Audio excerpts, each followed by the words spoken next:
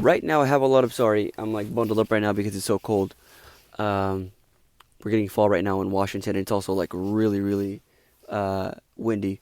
So I wanted to come on here and talk about this quick vlog that a lot of people, what they do is, if you're a first time home buyer, I want to try to talk about some misconceptions that you're going to get when you're looking to try to buy your first home.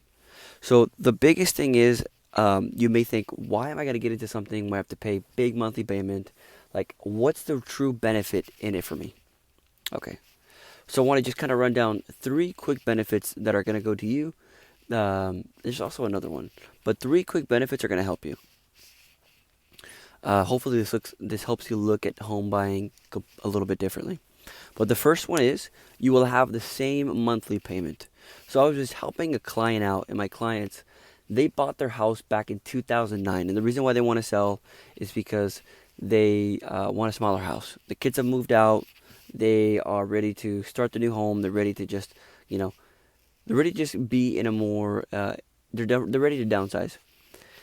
Their house that they bought it in 2009, like I said, and their monthly payment has been $1,000 ever since.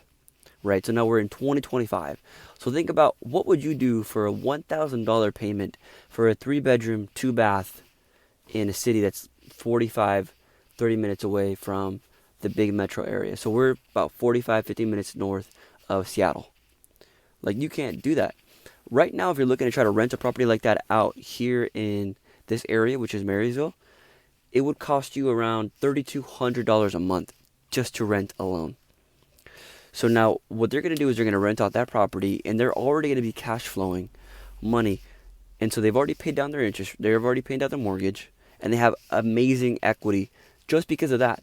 So their equity right now, you're looking at about, if you try to sell it, properties are comparable in the area around 550, 565. So think about that huge gap in equity that they're going to get just because they paid down the interest rate or they paid down the mortgage. So that's one. Remember, they're going to have the same monthly payment, and also the mortgage is going down. So this goes on to my second one, appreciation. So a lot of people think that there's only one way to get appreciation, and it's through paying down the mortgage. But it's not just through paying down the mortgage. You're also able to get appreciation through, you're able to get equity through appreciation.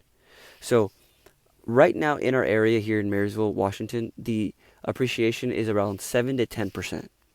So because they've held on to it in the house when they bought it around 180. So them holding on to it since then, now the property's price is around 565 for doing absolutely nothing, right? Just paying on the mortgage.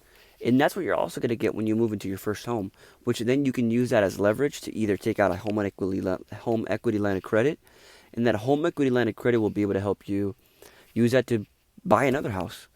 And the cool thing is, you don't have to pay taxes on the loans that you take out. So you could use that HELOC to fix the property, to consolidate some debt, to buy another property and start that investment again, right? Um, and the second thing that you can do, so you have equity. The first one is you have the same monthly payment versus somebody that's maybe a renter that will have, three times the amount that you would have. And regardless of the whole fact that you would be able to get kicked out, a renter versus a homeowner, it will take a lot longer, right? So you have the first one, which is same monthly payment. The second one, which is you're building constant equity, which you can either move, you can either use that money to fix up the property and add, or you can use that money to buy another property and keep the ball rolling, or even throw into your stocks. Excuse me. The third thing that happens is you're able to pay off some taxes or use it as write-offs. So your mortgage payment, because you're paying interest, you can pay off or write off some of those interest rates, some of those interest for your mortgage. So now you have those three, right? And then there's a bonus one that I want to give you, that is stability. Like I mentioned before, it's going to be a lot harder for you to try to get kicked out because a renter, like, they give them 30 days. 30 days, we're going to sell this property.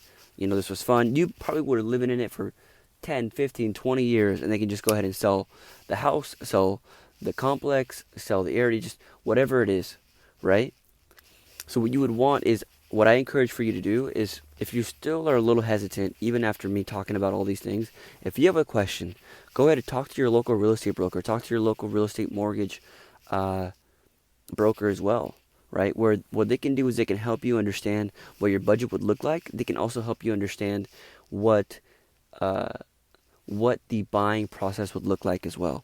Because as soon as you understand what the buying process looks like, it makes everything into bite-sized chunks, and it also, they might even be able to explain a little bit more how much more benefit this is for you, and actually just run down the numbers and see, okay, this is how much I've been paying in rent for the course of 10, 15 years. How would it look like, the amount of money that I paid into this? What would it look like if I could use that money to pay into my own home and to create stability for myself?